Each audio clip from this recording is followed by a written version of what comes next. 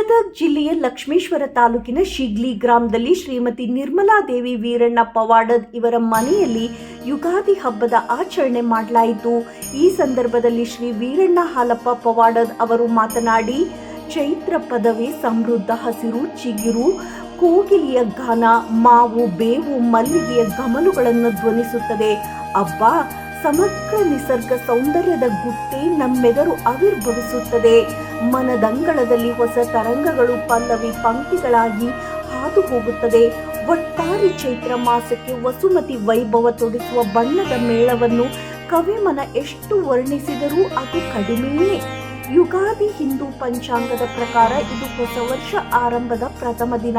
ನಮಗೆ ಇಡೀ ವರ್ಷಕ್ಕೆ ಬೇಕಾದ ಯೋಜನೆಗಳನ್ನು ಹಾಕಿಕೊಂಡು ಅದಕ್ಕೆ ಅನುಗುಣವಾಗಿ ನಡೆಯುವ ಶುಭ ಸಂಕಲ್ಪ ಮಾಡಿಕೊಳ್ಳುವ ಮಹಾಪರ್ವ. ಹಿಂದಿನ ವರ್ಷದ ಸಾಧನೆ ವೈಫಲ್ಯಗಳನ್ನು ಕೊಂಚ ಅವಲೋಕಿಸಿ ಈ ವರ್ಷಕ್ಕೆ ನಮ್ಮ ಪಾಲಿಗೆ ಬೇಕಾದ ನೀತಿ ನಿಯಮಗಳನ್ನು ವಿಧಿಪೂರ್ವಕವಾಗಿ ರೂಪಿಸಿಕೊಳ್ಳುವಂತಹ ಶುಭ ಸಂದರ್ಭ.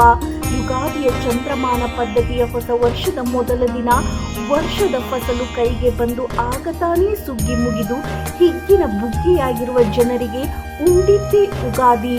ಯುಗಾದಿಯಲ್ಲಿ ಊಟಗಳ ವೈವಿಧ್ಯವೇ ಒಂದು ಸೊಗಸು. ಅಂದು ಬಗೆ ಬಗೆಯ ಭಕ್ಷ್ಯ ಮಾಡುವುದು, ಹೊಸ ವಸ್ತ್ರವನ್ನು ಧರಿಸಿ ಹಿರಿಯರಿಗೆ ನಮಿಸುವುದು, ಎಲ್ಲಕ್ಕಿಂತ ಹೆಚ್ಚಾಗಿ ಈ ಸುಂದರ ಬದುಕನ್ನು ಕೊಟ್ಟ ಭಗವಂತನನ್ನು ಅನನ್ಯವಾಗಿ ಆರಾಧಿಸಿ ಹೊಸ ಜೀವನಕ್ಕೆ ಬುದ್ಧಿ ಮನಗಳನ್ನು ಅಣಿಗೊಳಿಸಲು ಆಯುರಾರೋಗ್ಯ ನೀಡಿ ಶತಾಯುಷುಗಳನ್ನಾಗಿ ಮಾಡಿ ಎಂದು ಬೇಡುವುದು ಒಂದು ವಿಶೇಷ ಅನುಭೂತಿಯ ದರ್ಶನವನ್ನೇ ಮಾಡಿಸುತ್ತದೆ. ಇವೆಲ್ಲವೂ ಆಧ್ಯಾತ್ಮಿಕ ಸಾಧನೆಗೆ ಬಹುದೊಡ್ಡ ಮೆಟ್ಟಿಲುಗಳಾಗಿ ಜೀವನ ಇಹದಿಂದ ಪರದೆಡೆಗೆ ಸಾರ್ಥಕತೆ ಎಡೆಗೆ ಸಾಗುತ್ತದೆ.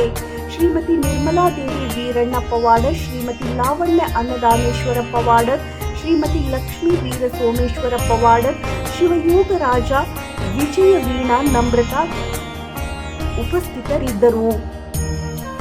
ವರದಿ ನಿಂಗಪ್ಪ ಮುದ್ಗಲ್, ಗದಗ ವಾಣಿ, ಲಕ್ಷ್ಮೇಶ್ವರ.